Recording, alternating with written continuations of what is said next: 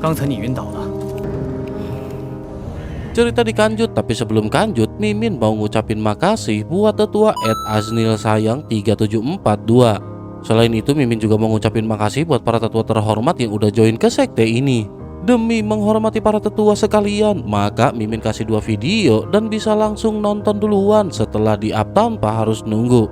Goilah tembusin 1000 apa 2000 gitu anggotanya, biar makin sering up 2 video. Jangan lupa juga like dan share ke yang lain sama ramein kolom komentarnya. Kuilah. Cerita dikanjut dengan suasana di dasar jurang yang berubah tegang.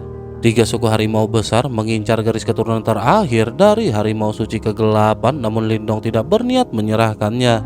Menyadari hal itu, kata-kata menjadi tidak berguna dan satu-satunya jalan yang tersisa adalah menentukan segalanya dengan kekuatan. Sementara itu, para ahli dari 3 suku harimau besar menatap dingin dan amarah mulai muncul di mata mereka. Mereka memahami kekuatan istana 4 titan, namun di sisi lain, mereka juga bukan pihak yang bisa diremehkan. Menyadari situasi akan segera berubah menjadi pertempuran besar, Lindong memerintahkan Komandan Iblis Naga Langit untuk mengirim sinyal. Selanjutnya, setelah giok darah dihancurkan, riak tak kasat mata segera menyebar dengan cepat. Lindong lanjut memperingatkan mereka bahwa meski ada kesempatan untuk mundur, namun jika bala bantuan istana 4 titan tiba, keadaan akan berbeda. Mendengar hal itu, pihak lawan justru meledek dan merasa bahwa mereka juga memiliki pasukan yang tersebar dan siap berkumpul. Sementara itu, Lin Diao menambahkan bahwa jika suku musang iblis surgawi dan suku naga ikut campur, situasi akan menjadi semakin rumit. Mendengar hal itu, ekspresi kelompok Luoli berubah, namun keserakahan mereka tampaknya lebih kuat. Mereka pada akhirnya memutuskan untuk merebut target sebelum bala bantuan tiba. Menyadari pertempuran tak lagi bisa dihindarkan, Lindong segera membagi tugas. Lin Diao dan Lindong masing-masing akan menghadapi 2 lawan, sementara Lin Yan dan Komandan Iblis Naga Langit menangani 1 orang. Semuanya segera memahami rencana itu dan pada akhirnya bergerak tanpa ragu. Selanjutnya, pada akhirnya pertempuran benar-benar meledak. Lindong melangkah maju, energi mentalnya mengalir deras dan berubah menjadi ribuan tombak yang menghujani Luoli dan rekannya. Namun mereka membalas dengan kekuatan brutal, berubah menjadi harimau hitam raksasa yang menabrak serangan tersebut. Di sisi lain, Lin Diao menghadapi 2 ahli dengan aura ganas, sementara Lin Yan tanpa banyak bicara langsung menerjang lawannya. Komandan Iblis Naga Langit juga dipenuhi dengan semangat dan tertawa sebelum akhirnya ikut bertarung. Pertempuran 10 ahli tingkat samsara benar-benar mengguncang jurang. Tanah retak, batu runtuh, dan akhirnya seluruh jurang tak mampu menahan benturan. Menyadari hal itu, mereka semua melonjak ke langit dan melanjutkan pertarungan di udara. Sementara itu, gelombang energi yang dahsyat menarik perhatian banyak ahli lain. Mereka berdatangan dan terjakut melihat istana 4 titan bertarung melawan 3 suku harimau besar. Beberapa mulai berbisik, terutama saat melihat Lindong mampu menghadapi 2 ahli samsara sendirian dengan energi mental yang telah mencapai tingkat Grandmaster simbol tahap awal. Di kejauhan, 2 anggota suku Kunpeng juga tampak mengamati. Wanita berambut perak menyadari kekuatan kendali energi mental Lindong, namun meragukan apakah Lindong bisa menang dengan mudah. Di sisi lain, rekannya justru melihat bahwa kekuatan Lindong kini seperti harimau bersayap. Pertarungan pada akhirnya terus berlanjut hingga Lindong menyadari bahwa ia tidak bisa membuang waktu terlalu lama. Tujuannya masih jauh dan pertempuran ini harus segera diakhiri. Dengan keputusan itu, Lindong mengeluarkan sebuah istana mini misterius. Dalam sekejap, cahaya menyebar dan membentuk formasi raksasa yang langsung menjebak Luoteng. Meski Luoteng berusaha menghancurkannya, formasi itu tetap kokoh. Melihat 1 lawan telah terisolasi, Lindong pada akhirnya segera beralih ke Luoli. Langit tiba-tiba menggelap, awan badai berkumpul dan kilat menari liar. Menyadari hal itu, semua orang seketika merasakan tekanan mengerikan. Selanjutnya, Lindong membentuk segel aneh dan dari awan badai muncul simbol petir kuno raksasa. Fluktuasi kekuatan yang dipancarkan membuat banyak ahli seketika terjekut. Menyadari bahaya, Luoli berubah menjadi harimau hitam raksasa untuk melawan Lindong. Namun pada saat ini keputusan di tangan Lindong telah dibuat. Simbol petir melesat turun secepat kilat. Dalam sekejap raungan menyedihkan terdengar dan tubuh harimau hitam itu dihantam hingga jatuh ke tanah. Ia menciptakan kawah besar dan kekuatan Luoli benar-benar hancur seketika. Kemenangan ditentukan dalam satu serangan dan hal itu membuat kerumunan terdiam. Sementara itu pandangan mereka terhadap Lindong tampak berubah drastis. Di sisi lain Luotong yang terjebak hanya bisa menyaksikan dengan wajah muram. Lindong kemudian mengalihkan pandangannya dan menyadari bahwa pertarungan belum sepenuhnya selesai. Lindong pun segera bersiap untuk mengakhiri semuanya. Namun pada saat itu suara angin tajam seketika terdengar. Bala bantuan dari 3 suku harimau besar akhirnya tiba dan mengepung medan pertempuran. Di saat yang sama tawa keras juga pada saat ini menggema dari kejauhan. Menyusul hal itu, pasukan dari Istana Empat Titan bersama sekutu mereka termasuk suku naga dan musang iblis surgawi datang dengan aura yang jauh lebih mengerikan. Melihat hal itu, situasi langsung berbalik dan pertempuran kecil itu kini berubah menjadi bentrokan besar yang tak terelakkan. Di sisi lain, 3 suku harimau besar memiliki 6 ahli tingkat samsara yang berdiri tegap. Kekuatan mereka jelas bukan main-main dan menunjukkan bahwa ketiga suku itu telah mengerahkan kekuatan inti demi merebut peluang di ruang yang hancur ini. Namun di sisi lain belasan sosok muncul dengan tekanan yang jauh lebih besar. Tetua pertama Zuli, Liu Qing serta para ahli dari Istana Empat Titan, suku naga dan musang iblis surgawi berdiri dengan tatapan tajam membuat langit terasa semakin berat.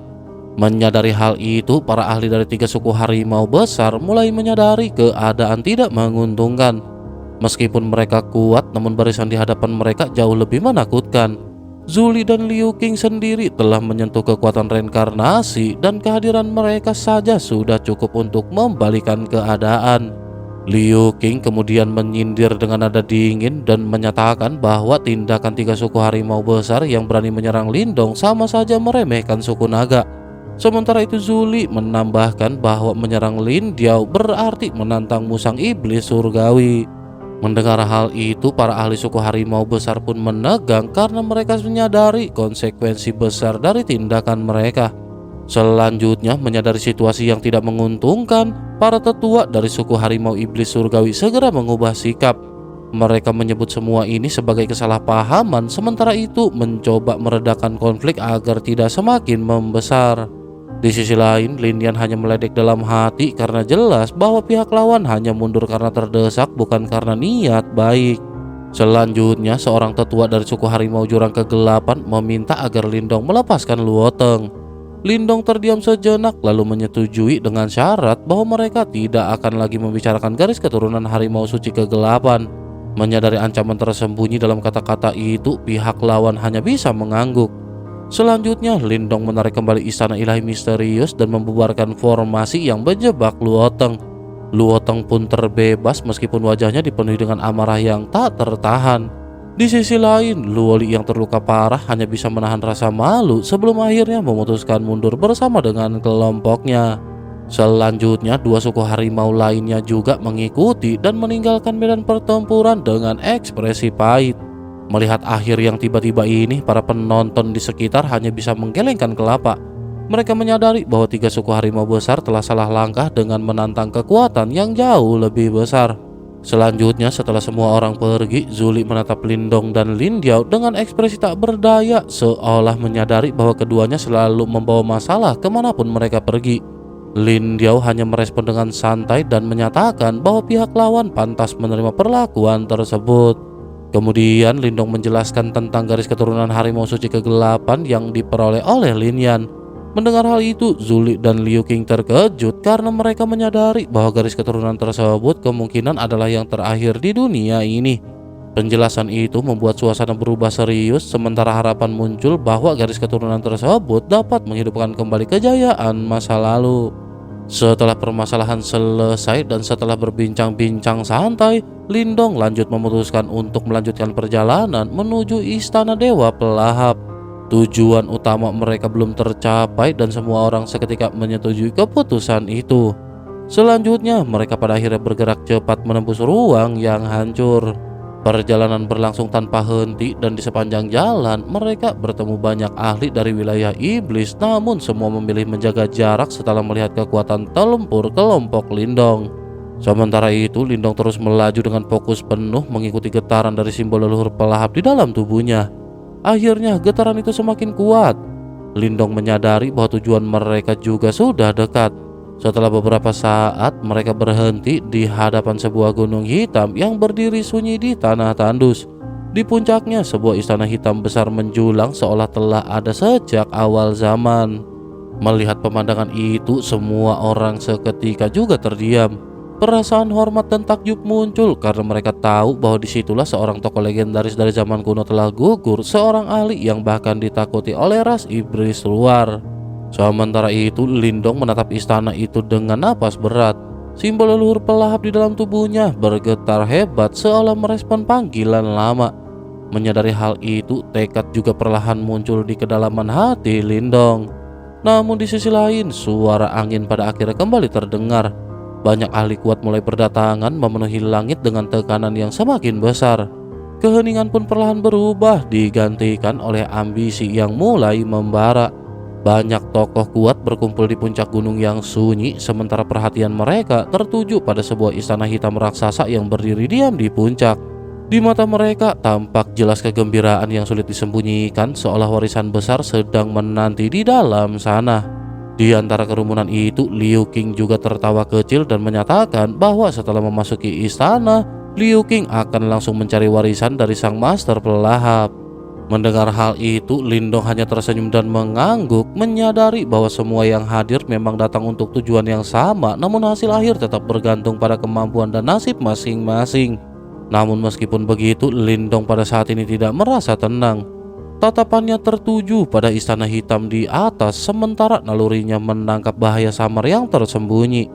Menyadari hal itu, Lindong berbisik dalam hati bahwa tempat di mana master pelahap jatuh tentu bukan tempat yang mudah ditembus. Sedikit maklumat sebelum kita lanjut buat para tetua agung terhormat. Jika para tetua menginginkan 2 video dalam satu hari, maka sekte ini butuh peningkatan level. Proses rekam suara dan editing itu bukan jurusan instan. Itu butuh waktu, tenaga, dan ki yang terkuras setiap malam. Karena itulah Mimin berencana merekrut tetua baru untuk membantu proses kultivasi konten ini. Namun seperti biasa, dunia persilatan tidak berjalan tanpa pilsuan yuan. Tenang, gak perlu jual harta yuan murni warisan leluhur. Cukup goceng sebulan sudah cukup untuk menambah satu lapisan energi pada sekte ini. Semakin besar dukungan para tetua, semakin cepat sekte ini naik ke tingkat dan semakin sering konten turun tanpa jeda. Karena sejatinya channel ini bukan milik Mimin seorang. Channel ini adalah sekte kita bersama yang harus kita bangun. Kalau para tetua ingin melihat sekte ini berjaya dan upload makin brutal, maka saatnya naik tingkat menjadi anggota inti. Gas join dan mari kita kuasai benua ini bersama-sama. Sementara Lindong masih mengamati, para ahli di langit mulai kehilangan kesabaran. Selanjutnya beberapa dari mereka bergerak terlebih dahulu dipimpin oleh 2 ahli tingkat samsara. Aksi itu memicu reaksi berantai di mana ratusan sosok kuat lainnya ikut melesat maju memenuhi langit dengan cahaya dan tekanan kekuatan yang menakutkan. Di sisi lain, Lin Diao memperhatikan dan bertanya mengapa Lindong masih diam. Lindong hanya menggeleng sementara perasaan bahaya di dalam hatinya semakin kuat. Tak lama kemudian, puluhan ahli pada akhirnya benar-benar telah mendekati istana. Namun tepat ketika mereka memasuki jarak tertentu, sebuah cahaya pedang hitam tiba-tiba melesat keluar dari dalam istana dan dalam sekejap serangan itu menghantam mereka. Akibatnya pertahanan dari para ahli itu runtuh seketika. Sebagian besar langsung terpental dan jatuh dengan luka parah, sementara hanya 3 ahli samsara yang mampu bertahan, itu pun dengan kondisi yang menyedihkan. Melihat kejadian itu, semua orang terdiam dan menyadari bahwa sesuatu yang sangat berbahaya menjaga tempat tersebut. Selanjutnya, suara langkah kaki perlahan terdengar dari dalam istana.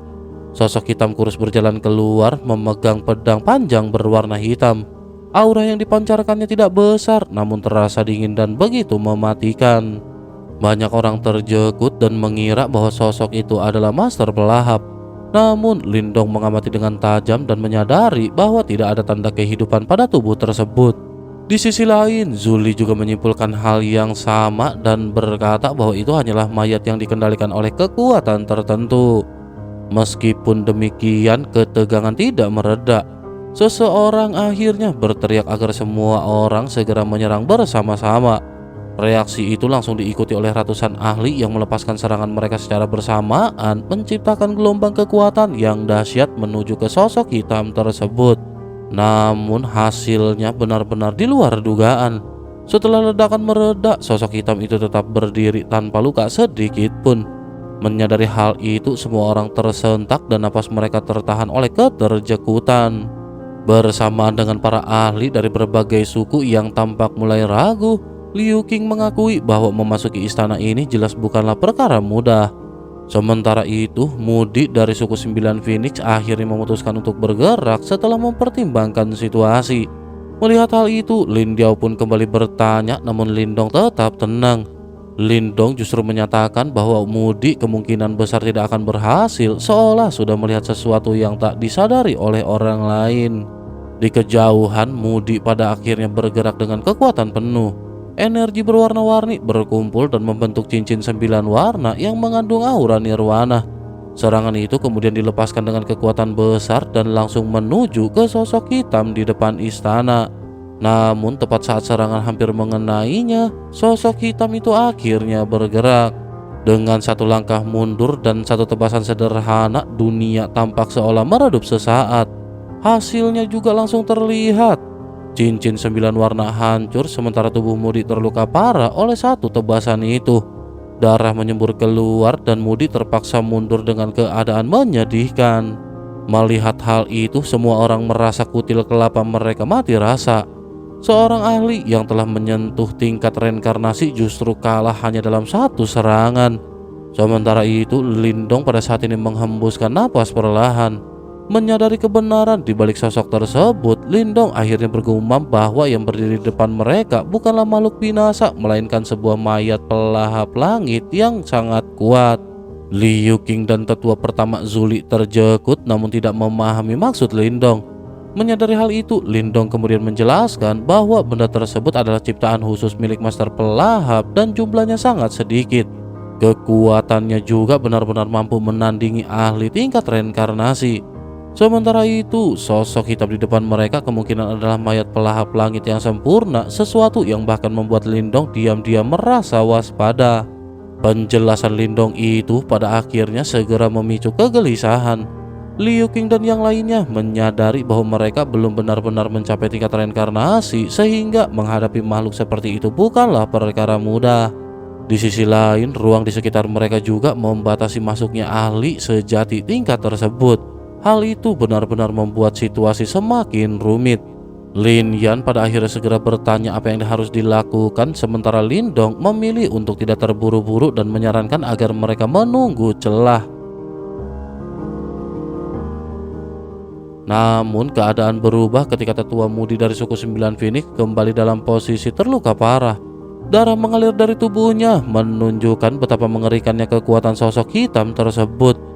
Melihat hal itu, kerumunan menjadi semakin waspada sementara suasana langit perlahan berubah sunyi.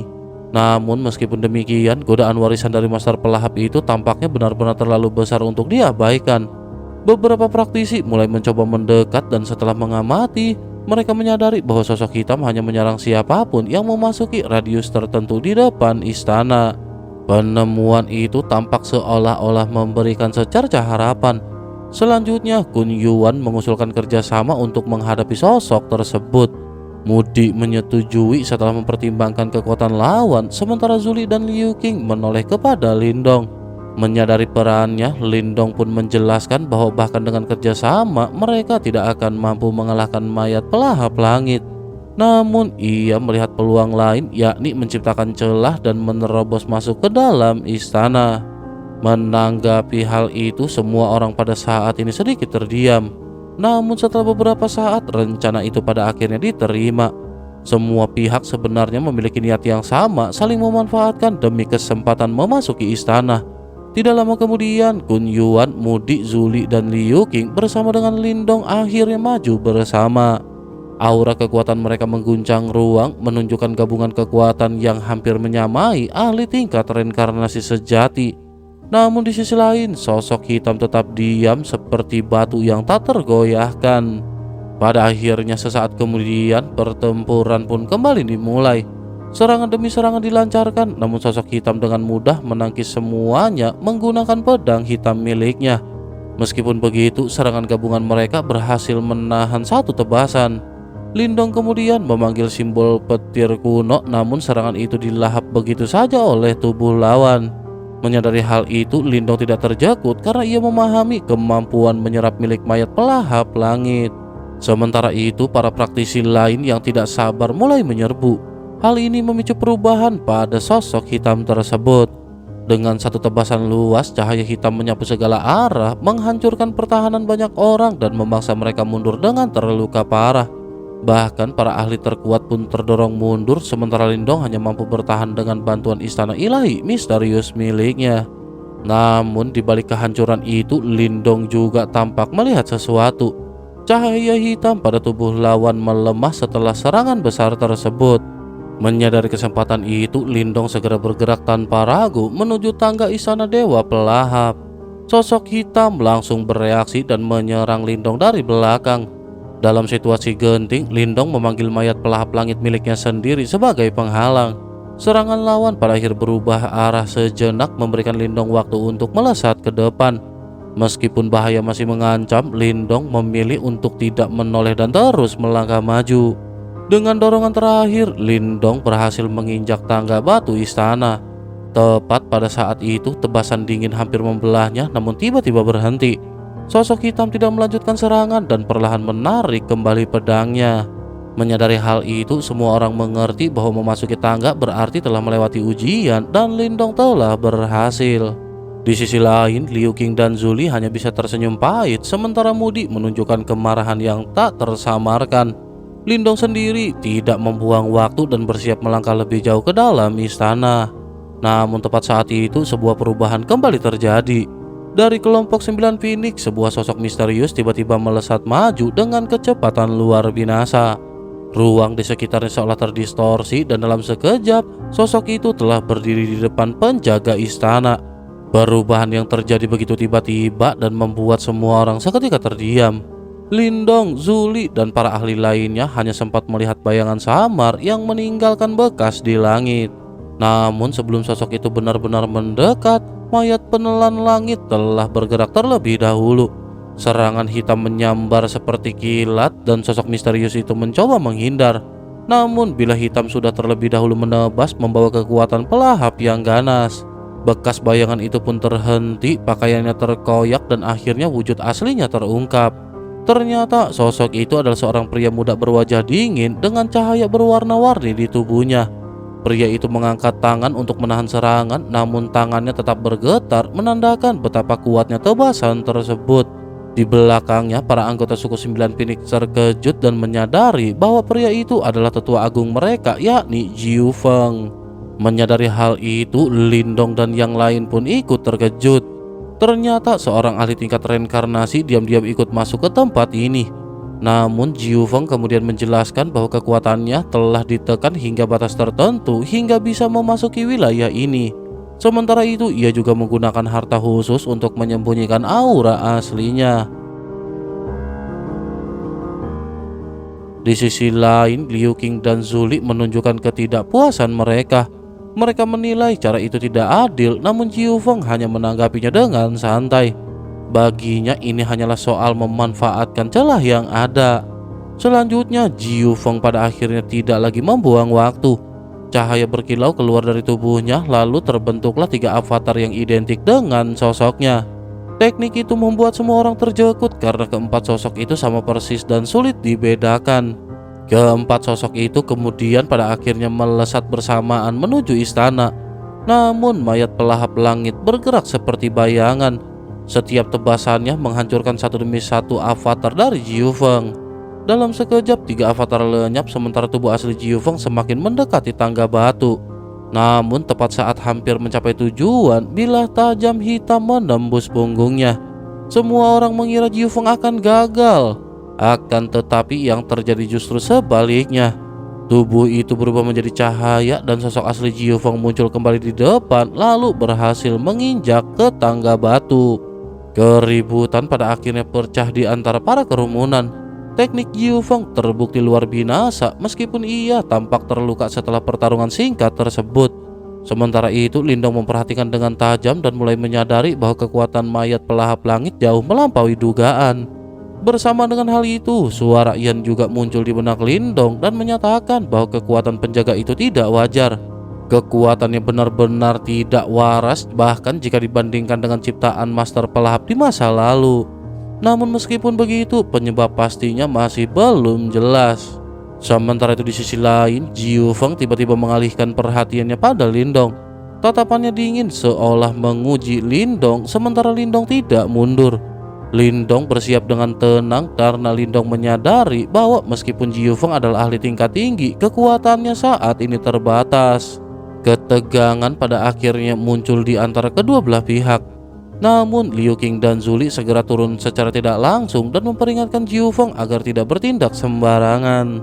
Menyadari situasi itu, Jiu Feng akhirnya memilih mundur meskipun jelas ia belum sepenuhnya melepaskan niatnya.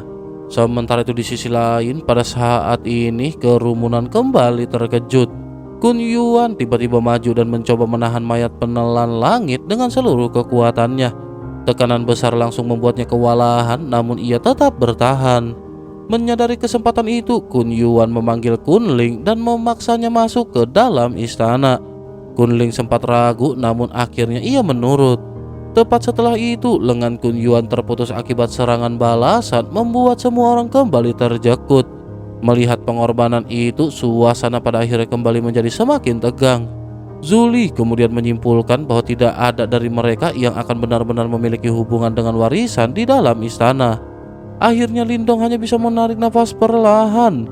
Menyadari bahwa semua ini kini bergantung pada dirinya, Lindong melangkah maju dan perlahan mendorong pintu istana Dewa Pelahap. Pintu batu tebal itu terbuka perlahan, menimbulkan suara berderak yang berat, sementara aroma kuno yang terpendam lama segera menyebar. Suasana di dalamnya gelap gulita, seolah membawa siapapun kembali ke zaman yang sangat jauh. Kegelapan itu sendiri terasa hidup, membuat hati siapapun yang memandangnya bergetar. Di luar, para ahli kuat menatap pintu itu dengan hasrat membara, namun semangat itu perlahan meredup ketika mereka melirik sosok hitam yang berdiri di depan istana dengan pisau hitam di tangan. Menyadari jarak yang sebenarnya begitu dekat terasa seperti jurang tanpa akhir, mereka hanya bisa menahan keinginan dan tetap di tempat. Sementara itu, setelah memastikan keadaan, Lin Yan memberitahu bahwa mereka akan menunggu di luar. Mendengar hal itu, Lindong pun mengangguk lalu tanpa ragu segera melangkah masuk. Jiu Feng dan Kun Ling sempat ragu, namun menyadari bahwa kesempatan tidak datang dua kali, mereka segera mengikuti dari belakang. Namun begitu ketiganya memasuki istana, pintu batu itu langsung tertutup keras. Debu berterbangan sementara semua orang di luar hanya bisa menunggu dengan perasaan tak pasti. Sementara itu, Lin Diao hanya menggeleng tak berdaya dan menyadari bahwa memasuki istana itu bukanlah perkara mudah. Sementara itu, sebagian orang memilih duduk dan menunggu, berharap masih ada peluang yang tersisa. Keheningan perlahan-lahan pada akhirnya menyelimuti puncak gunung. Namun jauh di cakrawala, Ki Hitam sempat muncul sebelum menghilang begitu saja. Tetua Zuli sempat menyadarinya, namun kemudian menutup mata kembali seolah belum yakin dengan apa yang ia lihat. Beralih ke dalam istana di mana kegelapan menyelimuti segalanya, Lindong melangkah hati-hati sementara napas Jiu Feng dan Kun Ling masih terasa di belakangnya.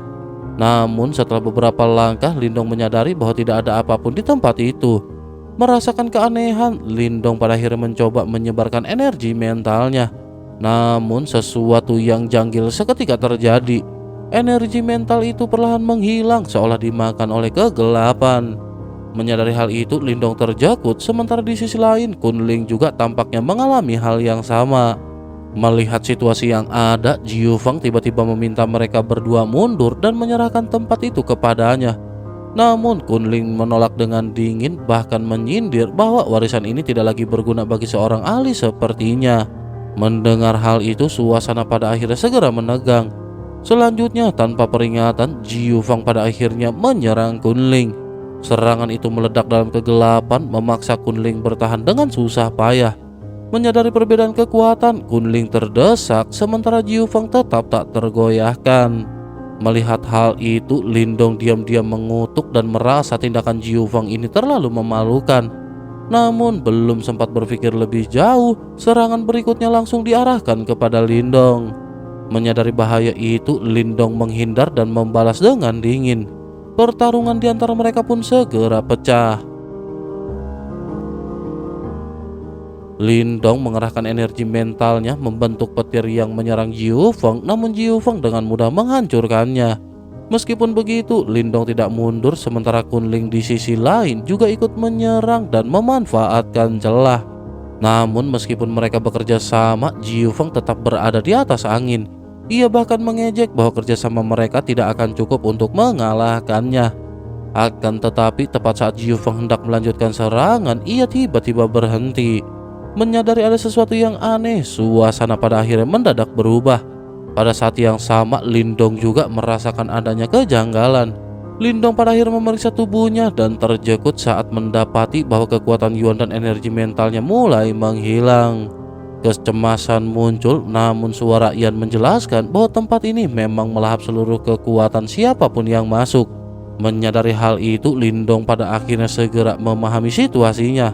Jika ini terus berlanjut, maka Lindong akan menjadi tidak berdaya. Sesaat setelah berpikir sejenak, Lindong pada akhirnya segera membuat keputusan. Jika tempat ini melahap kekuatan, maka ia akan melahapnya kembali. Selanjutnya, Lindong mengaktifkan simbol leluhur pelahap yang ada di dalam tubuhnya. Tato hitam muncul di kutilnya, sementara kekuatan pelahap mulai beredar. Perlahan energi di sekitar Lindong juga mulai kembali ke dalam tubuhnya. Meskipun alirannya lambat, Lindong tetap merasa lega.